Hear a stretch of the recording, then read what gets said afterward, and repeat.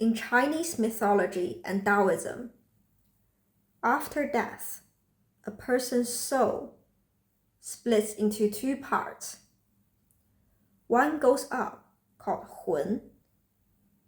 The other one stays where the body is buried until it slowly dissolves as the body decays, called Po. So it's very different from Western religions, where your soul either ascends to heaven or burns in hell for the rest of eternity. Chinese philosophy and Taoism never believe in such extreme. Everyone has both Hun and Po. They are like yin and yang. Hun is the yang energy in comparison to Po, because Hun goes up, like smoke and fire always goes up. And Po is yin, because it stays inside the cold tomb. Also, both Hun and Po don't usually last forever, with some certain exceptions when a Taoist trains themselves to become an immortal, xian, then their Hun can last a very long time. Look at the left side of the character Hun. It is a yun, which means clouds, because Hun is the ethereal soul that will go up in the sky. The left side of Po, on the other hand, has a bai, which means white in color. There are actually many reasons behind the bai, white, in the design of character. The first obvious one is that human bones is white in color, and Po is the one that stays where the body is buried. Bai was anciently linked to skeletal whiteness. The second reason is that Bai, white, here represents yin. As I mentioned earlier, Hun leans towards the yang, and Po leans towards the yin. You may say this is wrong, because on the yin-yang symbol, the white part represents yang, and the black part represents yin. Well, actually, the yin-yang symbol is a very simplified, monochromatic symbol of the cosmic yin and yang. So the white, obviously, means the light or the day, which is the yang.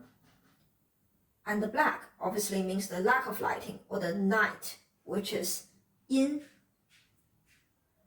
But look at the black part of the yin-yang symbol. There's a white dot. Doesn't that look like the moon?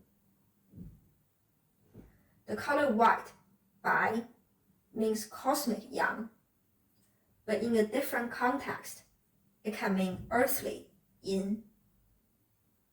The other reason is that Lao Tzu believes when an infant was born, they were at a stage where they are most pure and whole. But when children start engaging with the outside world, they start to develop clouded judgments. However, when a person is about to die, they may not be as pure and whole as an infant, but they've shed worldly attachments, so they start unlearning, which makes them return to clarity. In traditional Chinese funerals, people wear white clothing instead of black clothing,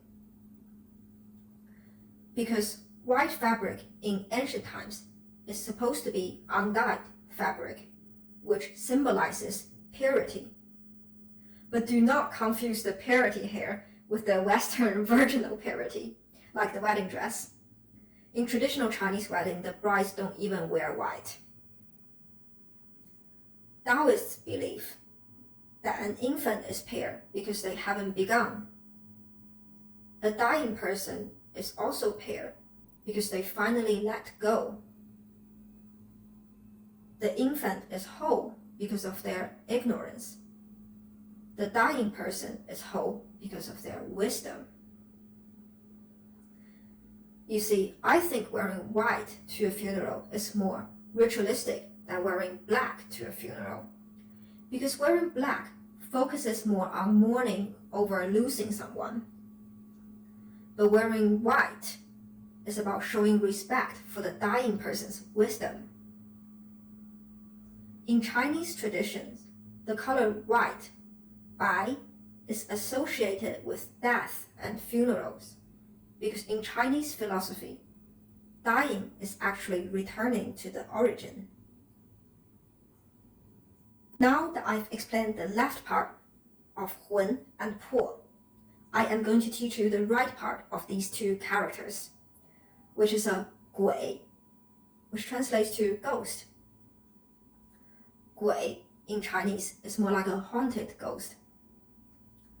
鬼 usually forms when the 魂 is unsettled due to sudden death of a person with unfulfilled desires. 鬼 won't last forever, but 鬼 has the potential to last for decades or even centuries if they have strong, negative, unresolved emotions, such as regret or wanting to get revenge on the living. Taoism supports longevity, so it's highly against suicide. If someone kills themselves because they are so unhappy, Taoists believe that their spirit doesn't actually die. They just transition from the yang side of the world you see when you are alive, to the inside, the other side, where you become a 鬼. So suicide is never the solution to end suffering. Not only does suicide not end one's suffering, it actually worsens one's fate. Because although 鬼 don't last forever, they do have the potential to last for centuries, which is longer than a person's lifespan. Whereas in the living realm, suffering is temporary. I mentioned earlier that the character 魂 has a 云, which means clouds, because 魂 goes up. 鬼 is the 魂 without the 云, which means 鬼 is the soul that is trapped on earth. Okay, that's enough Chinese philosophy for the day.